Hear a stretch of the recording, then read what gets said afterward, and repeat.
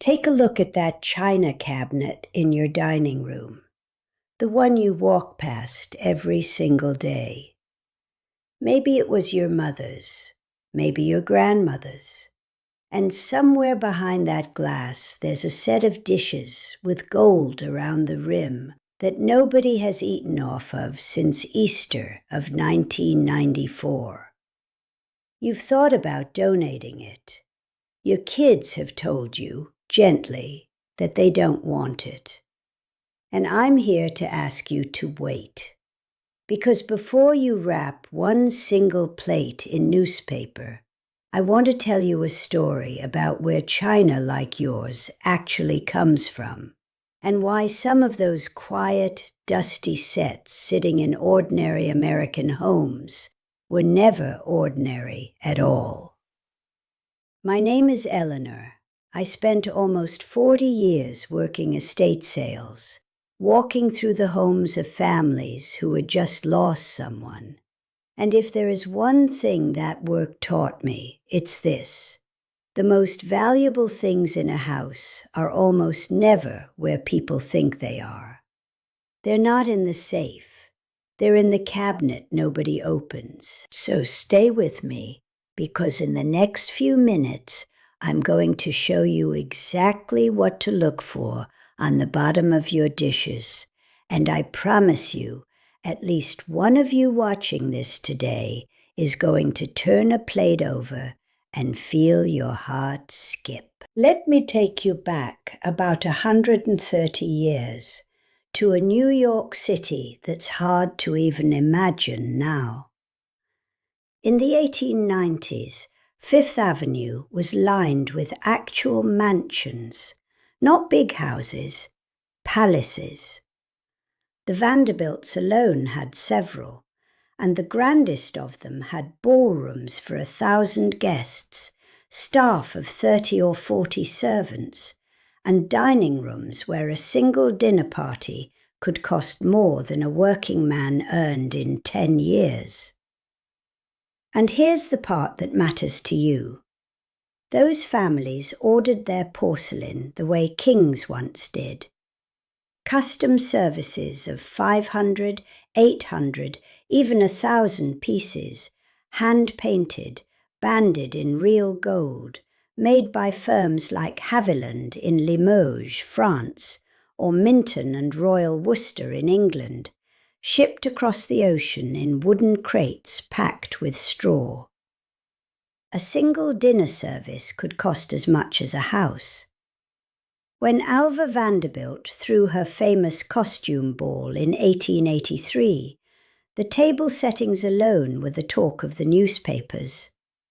That was the Gilded Age. Gold on the outside, and my goodness, gold on the dinner table too.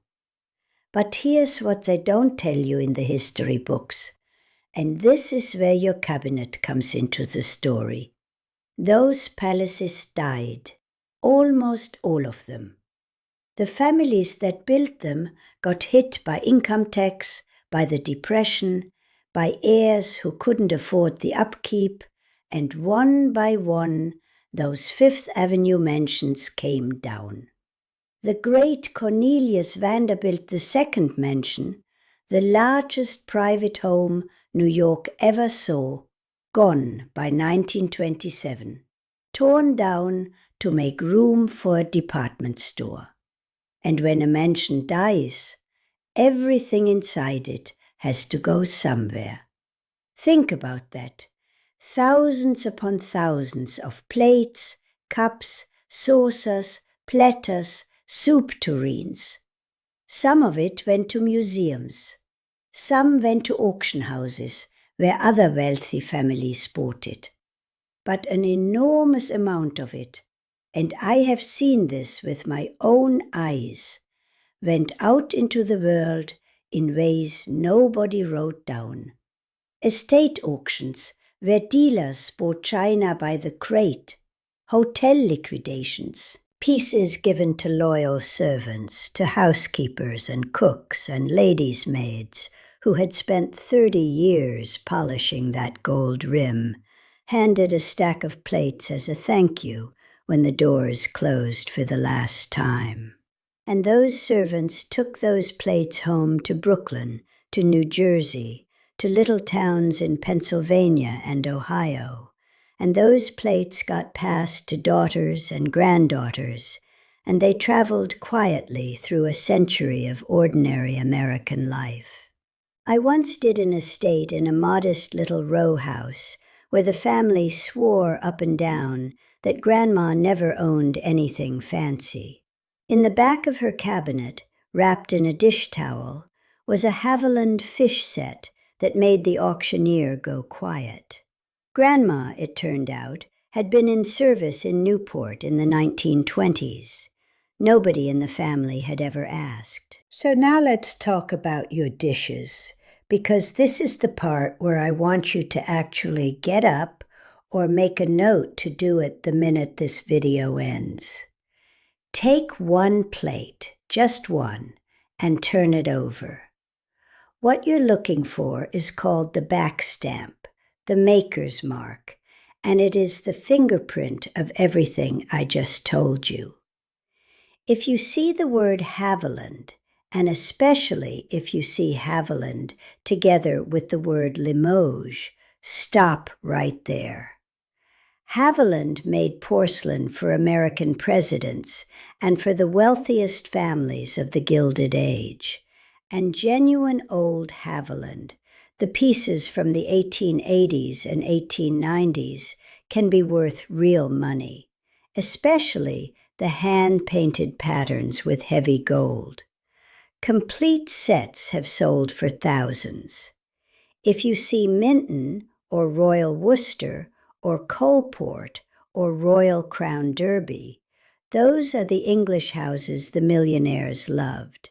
And the older marks, the ones that look slightly uneven, slightly hand-done, are the ones that matter. If you see Tiffany Company on china, my friend, sit down. Because Tiffany didn't make most of their own porcelain. They commissioned it from the finest makers in Europe and stamped it for their Fifth Avenue store. And a Tiffany-marked service is the kind of thing that makes appraisers cancel their afternoon. And on your silverware, look for the word sterling, and look for the names Gorham and Tiffany, because Gorham made the actual silver those mansion dinners were served with. And a heavy sterling serving piece from that era can be worth hundreds all by itself, even worn, even a single spoon. Now, one honest word, because I will never be the person who tells you every old plate is a treasure. Most gold-rimmed china is lovely, but modest, worth maybe a few dollars apiece. And the words to temper your expectations are these. If the stamp says Made in, followed by a country name, and looks crisp and machine perfect, it's likely after 1891. And if it mentions being dishwasher safe, well, the Vanderbilts did not own a dishwasher. But that stamp still tells you when your set was made and where. And here's what I've learned matters just as much as the money. Even when the appraisal comes back ordinary, the plate is not. Because somebody chose that pattern. Somebody, probably a woman whose name you carry, or whose face you have in a photograph somewhere, saved for that set, served Sunday dinners on it, washed every piece by hand while the family talked in the next room.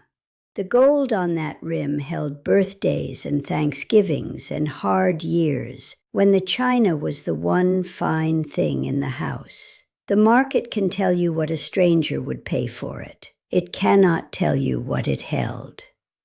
So here's what I want you to do tonight. Open the cabinet. Take out one plate from the set with the gold rim, the one you never use. Turn it over by a good light and read me the name you find down in the comments, because I read every single one, and I will tell you what I know about your maker. You might find out Grandma's dishes came from a factory in Ohio in 1962, and that's a fine story too. Or you might find a French name in faded green ink and start wondering, the way I still do after 40 years, how exactly a plate made for a millionaire's table found its way down 100 years of ordinary hands into yours. Somebody in your family knew that answer once. Maybe it's not too late to go looking for it. And whatever you find under that plate, do me one favor. Use the china.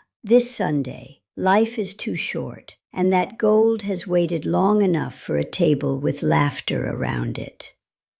If this brought back a memory, share it with me below. Subscribe so you don't miss what we turn over next. And until then, go gently and go check that cabinet.